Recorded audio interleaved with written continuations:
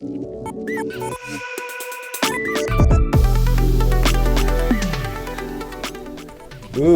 Hey, welcome back Design Squad, and in this video I want to thank you, and thank you so much, because remember a couple of months ago now I had a 1K subscriber special where I answered your questions. I highlighted some of the things which are gonna happen in the future, and now that future caught up. And so thank you so much, because we reached 5K subscribers, and it's all you guys. In just over a year, you watched my videos for almost 400,000 views combined. That results in almost around 23,000 hours watched. That's crazy amount if you think about it. Now, I would never have dreamt that it would reach those numbers, because initially I started actual video series, the original tutorial, to really upskill my design team, because that tool was hard to master. Everything else is, in UX, you just need time basically. It just picked up the speed because it naturally is much more beneficial for other people, not just myself or my colleagues. Enough about me, let's check exactly who you are. So many of you come from a variety of countries. As you can see, United States takes the first place, when we have runner-up India, Germany, United Kingdom, Poland, many other countries like Australia, Canada, Indonesia, Israel, Netherlands, Brazil. I wonder what's the age like. Oh, so 25 to 34 years, 18 to 24 is the runner-up, then 35, 44, 45, 54 is the next one. Gender distribution is quite interesting as well. So we have 20, so every fifth female. Majority of viewers are male. And just out of interest, the last bit, okay, so PC, the laptops, who's using tablets for anything anymore? God damn it. And then the last one, TV. This is like a total psychos, like who's watching YouTube on a TV? Game console, this is like another level, what the hell? Okay, never mind. Boom. So for example, one of them is by Didi, who's saying, hey, I started learning UI UX last year and made a portfolio but not getting any interviews, and my uni friends the same. Why could it be? Well, my friend, this is very common, and I'm gonna make some very big assumptions here about knowing exactly where you are, what you learned. 1 year could be a lot, it could be very little. In UX, it's very little, to be honest. Sometimes junior positions, apprenticeships, and sometimes even internships require 3 years of experience, where you might think, where can I get that?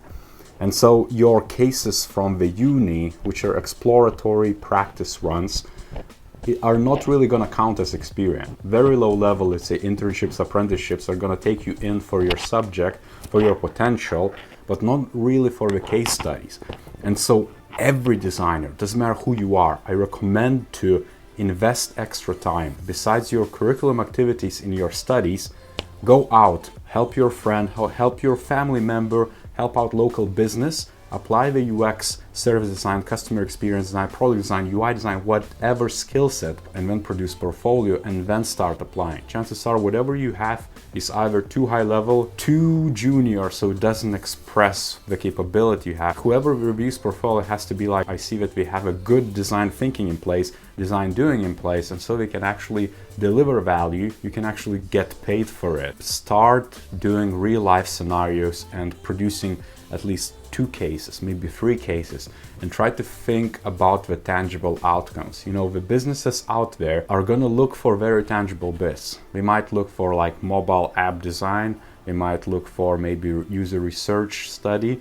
They might look for, let's say, web redesign, e-commerce redesign, enterprise portal redesign. They're going to look in very tangible terms. And so the more issues you can solve, the more of those tick boxes you can achieve and actually showcase that you're capable to do that. And then the interviews are going to keep on flowing.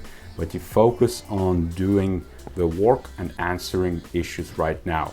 Studies are not going to cover that. I can guarantee you that. You need other things to do. You need to go extra mile. That's it. And then I got another question on Instagram. Hey, I would like to know more about the process of designing an app. Any pro tips? Example, how do you design an app for iOS and Android? How is the process? Well, that's the big ask. Like, first and foremost, I would focus on human interface design guidelines. For example, Apple has their own.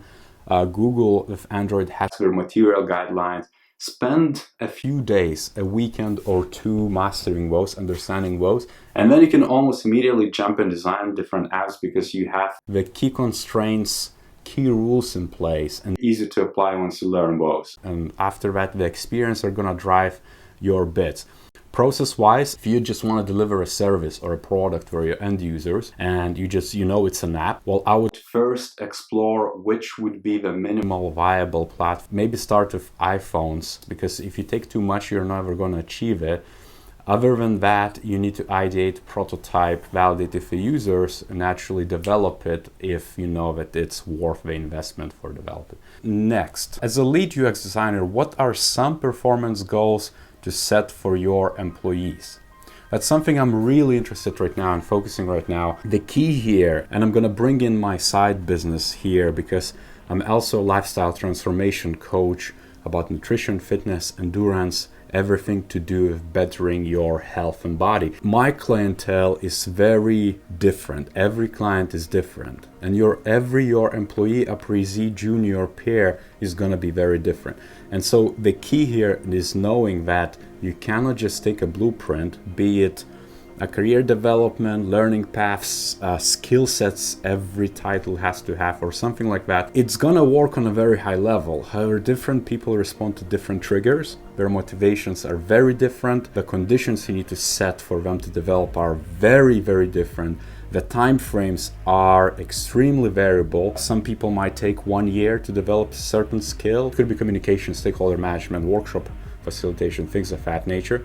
Other people might take 5-10 years. It could be crazy amount of development depending on their natural predisposition, their interest, how much time they want to sacrifice, things of that nature. And so the goals you set for each person has to be individual and it has to come from them. You can give a guideline saying that if you want to be a senior UX designer, these are the attributes you need to display. Now set the goals to display those attributes. That's as easy, however it's still individual. So that's the most important bit.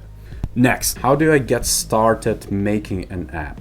I have a great idea, but need a developer. Where do I start? I think where you're coming from, where you're not really a designer, you're not a developer, maybe not a technical person, which is totally fine. What I would advise you to do, because you already know that ideas are easy, next you need to implement, and execution is everything with any idea.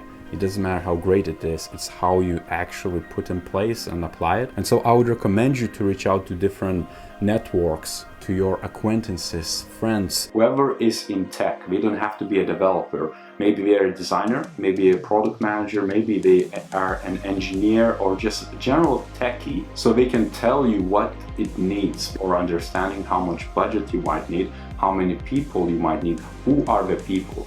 I wouldn't jump straight into development and just get an engineer to make you an app, because there's so many other aspects to do, like user research, like the design of it. Who's going to design an app? An engineer is never going to do that. You wouldn't want them to do that in the first place. Consider to just engage with random people as app and just get that information, exactly what you need. Think about what your app is about. How do you imagine it to be?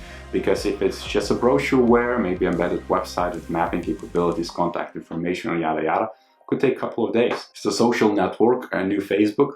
Well, you're here for the long haul, and you're gonna have to spend months or years to make it happen. And so to end this Q&A on a high note, this next question is from my friend and viewer Sam, and he's asking, hey, make a list of top 10 stupid designs we've been putting up with that need to change. Well, this is a big question. I'm gonna take it as is and gonna answer everything what pisses me off right now as a user. And it could be service design, product design, all of that. So let me give you a quick overview of what that is. 1. Seasonal time changes. 2. Mandatory education system, methods, subjects, evaluation profiles, grading, everything along those lines. 3. Politics specific is voting system and how hard it really is to make an effort to vote. It's just a no-brainer. Civil engineering and transport networks, roads, which basically then limits anything you want to build around them. It's almost like a road becomes a line which you cannot erase or alter with. Next one, every single service, live or digital by NHS in UK, and I think across the board globally when it comes to health services and making it accessible. Next one is consumer electronics and how everything, phones and tiny gadgets, are really built to last a year or two or three.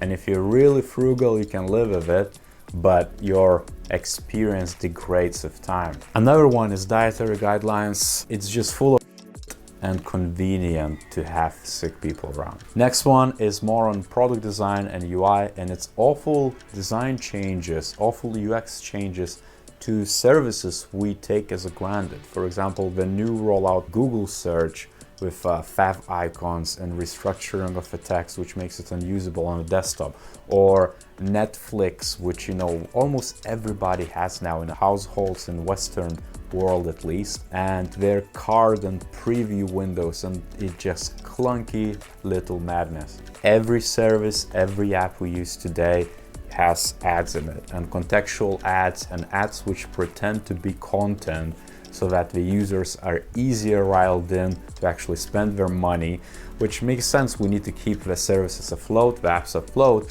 but to what extent? And the last one, which is about the news today, is about no standardization in powering cables for laptops, mobile phones, headphones, things of that nature. Charging cables are just across the board. You still have mini USB, you have USB Type-C, you have lightning cables, you have Thunderbolt, you still have MagSafe for older MacBooks, just all across the board. And as per usual, Europe is leading the wave to standardize it and legislate it to make it a rule, a law, that you have to use one type.